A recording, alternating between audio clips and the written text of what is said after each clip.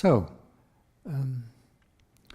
the classes we had when the students were encouraged to ask questions, and there was good listening, and this is very important for the teacher.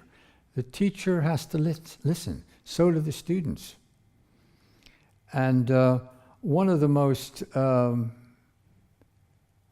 profound view that I'd heard about the nature of teaching and learning came from an Indian text which said, teacher on one side, student on the other, discourse joining them, knowledge arising. Now that really started to put it all into perspective, that in fact what's happening, this discourse is two-way. Learning and teaching are going on at the same time. So there's a lot to be learned. By a teacher, you're just not there, again, feeding the information. You're learning as well. And so there needed to be this strong listening. Another aspect of this school offering was they offered meditation, which I've taken up and I've continued to practice, more than 40 years. And I found that this was, again, a way to come to a greater sense of stillness. So whether it's mindfulness, meditation, yoga, the stillness is quite important. Now, then came the teacher moment.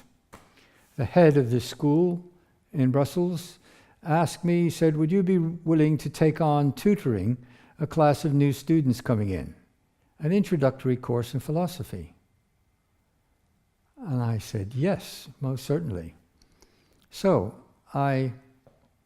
the first evening, I sat there in the class alone, waiting for people to come. Again, being very quiet. And I realized that this was what I was suited for. This is what I've been seeking, to be the teacher. In this case, the subject was philosophy.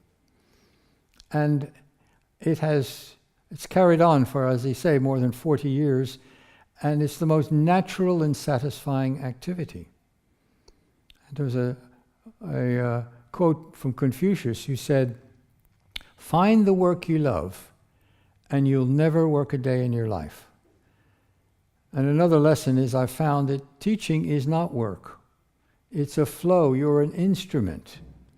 And it's something that I've continued to practice, continue to enjoy, and hopefully the way that it's being delivered is helping others.